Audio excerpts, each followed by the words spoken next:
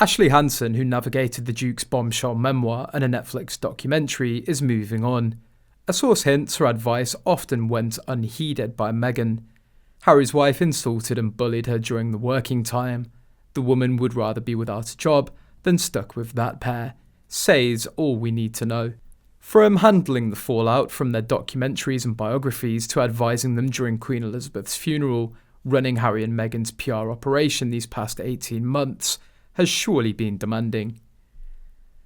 Now the Sussexes are to part company with their global press secretary, who will be the 5th senior member of staff to leave the couple in the past year. Ashley Hansen has been the couple's media chief at the Archwell Foundation since May 2022. A key member of their team, she's overseen the Sussexes' public relations strategy for several of their most high-profile moments since they stepped back from royal life and moved to the US, including the publication of Harry's memoir Spare in January and their explosive Netflix series last December. She also accompanied and advised the couple in the UK last September during the funeral of Harry's grandmother. Hansen, an American of Iranian heritage, is not leaving Archwell for another role. A source said Ashley's been putting the feelers out for doing some freelance work on her own. It hasn't worked out with Harry and Meghan.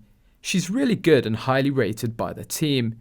It's just the clients don't always listen to their advice. Who needs that walking migraine? No one in Hollywood can or will work with someone like that. Certainly not with someone who brings absolutely nothing to the table. No talent, no portfolio of work, no workable ideas, no work ethic.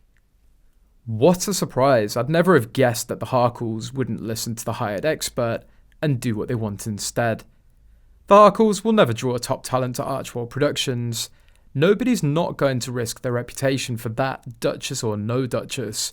And certainly not when the royal family is still grey-rocking them. And there's little hope of any transactional payback from that front. Only tumbleweed and crickets. They've got nothing to offer, and that Netflix book adaptation ain't going to see the light of day. Ashley left without securing another job. So, was it an abrupt decision? Did she feel she was being unfairly blamed for all that's happened this past year? For example, the media strategy adopted, and got fed up with it? All this so near to Christmas. I guess sitting out another year with those two was too depressing for the coming new year. It does look like Ashley's getting thrown under the bus and needed to get her side out, especially as she needs a new job. I.e., she says the Sussexes are difficult to work with, and she had to juggle a lot. From Harry's nasty book to their uncomfortable presence at the late Queen's funeral. Yet she points out that they don't listen. She credits former members of staff, and a source says she's highly rated by the team. So the team as was and the team as is get along. It's the top two who are the problem. And it points out all the others who have left.